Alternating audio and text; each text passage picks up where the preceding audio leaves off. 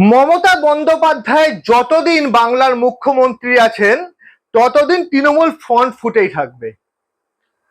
আজকের 21শে জুলাইয়ের আগে অব্দি অনেকে অনেক কথা বলেছিলেন, ব্যাকফুটে তৃণমূল, ভিড় হবে না, ডিম ভাটের ট্রোল, অনেক কিছু, কিন্তু সেটাকেই পুরোপুরি ভাবে নাস্বাত করে আজকের এই ভিড় দেখে নিন যতদূর অব্দি চোখ যাচ্ছে। না, এটি এআই জেনারেটেড নয়, এই ছবিটি অরিজিনাল। যারা যারা বিরোধী তাদের গালের মধ্যে কষিয়ে থাপ্পড় মারলো আজকে 21এর ভিড়। চলুন চলে যাবো এবার পরবর্তী ছবিতে। যারা যারা ডিম্বাদ নিয়ে কটাক্ষ করেন, একটি ছবি রয়েছে, আমি আমার ক্যামেরা পার্সনকে দেখাতে অনুরোধ করব। ছবিটি চেঞ্জ করো। হ্যাঁ, এই ছবিটি আগেরটা। এই ছবিটি, এখানে দেখা যাচ্ছে একজন ভদ্রলোক হুইল চেয়ারে রয়েছেন 21এর মঞ্চে, যেখানে তার মাথায় তৃণমূলের একটি টুপি। যদি এই 21শে জুলাই শুধুমাত্র ডিম ভাত খাওয়ার জন্য হতো, যদিও 21শে জুলাই ফিস্টি করার জন্য হতো, নিশ্চয়ই এই মানুষগুলো আসতেন না। সকলের ছবি তোলা হয়তো সম্ভব হয়নি, কিন্তু যারা অন ফিল্ড এক্সপিরিয়েন্স নিয়েছেন তারা এরকম অনেক মানুষকে দেখেছেন, যারা শুধুমাত্র মমতা বন্দ্যোপাধ্যায়ের একটি ঝলক পাওয়ার জন্য, অভিষেক বন্দ্যোপাধ্যায়ের একটি ঝলক পাওয়ার জন্য আজকের দিনটি আসেন আর এসে ভিড়টা জমান।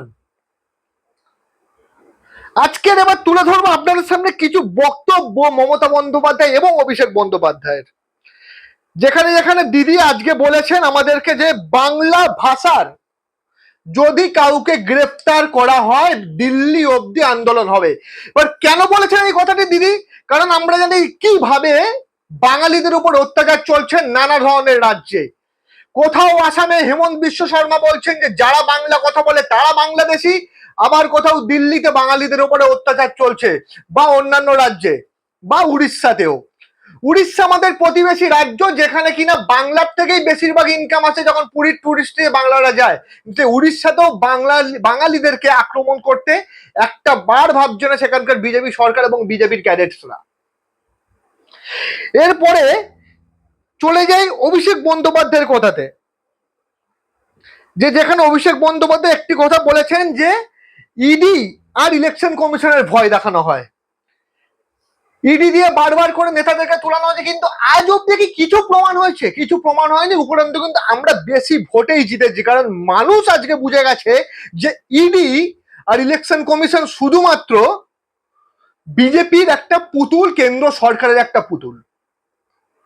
তাছাড়া আরো কি কি বলা হয়েছে, যে কোনো ভাষার উপর যদি আক্রমণ হয় সেখানে আন্দোলন হবে। আজকে সবচেয়ে বড় ডিটেনশন ক্যাম্প যেখানে আসামে করা হয়েছে, আসাম থেকে নোটিশ আসছে পশ্চিমবাংলার লোকেদের কাছে। আজকে আপনারা মঞ্চও দেখেছেন যে কিভাবে উত্তম কুমার ব্রজবাসীকে এনআরসির নোটিশ পাঠিয়েছে আসামের সরকার।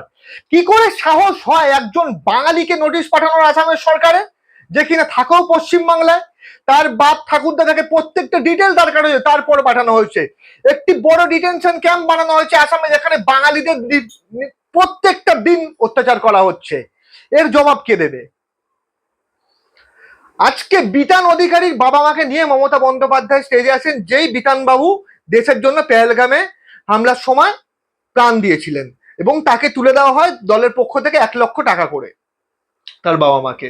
এই চিত্রে দেখতে পাচ্ছেন এই মহিলা কান্নায় ভেঙে পড়েছেন, দিদির মুখেও দেখা যাচ্ছে যে উনি কতটা আবেগ নিয়ে ওনাকে জড়িয়ে ধরেছেন। এটাই তো বাংলা, এটাই তো বাংলা সংস্কৃতি। কিন্তু যে সংস্কৃতিকে পুরোপুরি ভাবে নাশসাত করতে চাইছে নরেন্দ্র মোদীর সরকার, বিজেপির সরকার, অমিত শাহ সরকার। আজকে যখন নরেন্দ্র মোদী থেকে শুরু করে অমিত শাহ বাংলায় আসেন, সারা বছর জয় শ্রীরামের স্লোগান দিলেও দুর্গাপুজো কালী পুজোর সময় হঠাৎ করে বাংলায় এসে তাদের মনে পড়ে যে বাংলায় দুর্গাপুজো হচ্ছে না, বাংলা থেকে রামকে অসম্মান করা হচ্ছে। কোনোদিনও দেখেছেন কোনো বাঙালিকে বা কোনো তৃণমূলের কর্মীকে রামের বিরোধিতা করতে? কিন্তু যে রামচন্দ্র মর্যাদা পুরুষোত্তম ছিলেন তাকে একটা ধর্মীয় স্লোগান হিসেবে ব্যবহার করে বিরোধিতা স্বীকার করা হয়। আজকে রামনবমীর সময় র্যালি তৃণমূলের পক্ষ থেকেও বার করা হয়। আর এই যে রামের সাহায্য নিয়ে, রামকে রাজনৈতিক হাতিয়ার বানিয়ে, ভগবান রামকে রাজনৈতিক হাতিয়ার বানিয়ে যে বিজেপি আজকে কেন্দ্রে দাঁড়িয়ে রয়েছে, সেই বিজেপি কিন্তু কিছুদিন আগে বিরোধিতা করলেন জগন্নাথ দেবের। যখন ভগবান জগন্নাথ দেবের মূর্তি তৈরি করা হলো দীঘাতে, তখন তার বিরোধিতা করা হলো, অনেক কিছু বলা হলো, জগন্নাথ ধামরা ইত্যাদি ইত্যাদি ইত্যাদি। আজকে কিন্তু আজকের এই ভিড় কিন্তু তাদেরও গালে কিন্তু একটা কষিয়ে থাপ্পড় ছিল 21এর ভিড়টা, যে বাংলার মানুষ কিন্তু বিজেপির চক্রান্তে পা দেয়নি। আজকে এখনো অব্দি যে ভিউয়ারশিপ, সেটা যদি দেখেন সবকটা চ্যানেল মিডিয়া মিলিয়ে 1 থেকে 1.5 কোটির উপরে ভিউয়ারশিপ চলে গেছে। এখানে তো 50 লাখ লোক ছিলই, প্রত্যেক বছর 21-এর রেকর্ড 21 নিজে ভাঙে।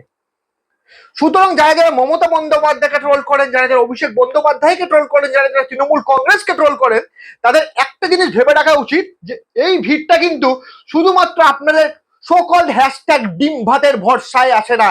এই ভিড়টা আসে মমতা বন্দ্যোপাধ্যায়ের আবেগের জন্য, এই ভিড়টা আসে বাংলার মানুষের প্রতিনিধি, বাংলার প্রতিনিধি মমতা বন্দ্যোপাধ্যায়কে দেখার জন্য। আজকে দিদি শেষে আরো একটি কথা বলেছেন যে অন্যান্য বছর 21শে জুলাই বৃষ্টি হয়, কিন্তু এই বছর হয়নি, কারণ এইবার সময় নয় আর চোখের জল ফেলার, এখন সময় এসেছে আগুনের মতন ঝরে পড়া, বিরোধীদের চোখে চোখ রাখার আর তাদেরকে বোঝানোর যে তৃণমূল কংগ্রেস কিন্তু ইটের জবাব পাথর দিয়ে দিতে জানে। তৃণমূল কংগ্রেসকে যারা যারা দুর্বল ভাবার ভুল করছে তারা তারা কিন্তু এবার প্রত্যেকটা জবাব পাবে। মমতা বন্দ্যোপাধ্যায় বলেছিলেন বদলা নয় বদল চাই, আর এবার বদলের ডাক দিয়েছেন কেন্দ্রে, আর যতক্ষণ কেন্দ্রে না বদল হচ্ছে এই আন্দোলন থামবে না। সুতরাং যারা যারা ভিডিওটি দেখছেন তারা তারা নিজেদের মন্তব্য নিশ্চয়ই কমেন্ট সেকশনে জানাবেন, আর যদি আমার বক্তব্য ভালো লেগে থাকে এই ছোট্ট ভিডিওটি শেয়ার করে দেবেন, তাহলে আগামী দিনে আরো ভিডিও বানানোর অনুপ্রেরণা আমি পাবো। ধন্যবাদ, সকলে ভালো থাকবেন। জয় হিন্দ, জয় বাংলা, মমতা বন্দ্যোপাধ্যায় জিন্দাবাদ, তৃণমূল কংগ্রেস জিন্দাবাদ।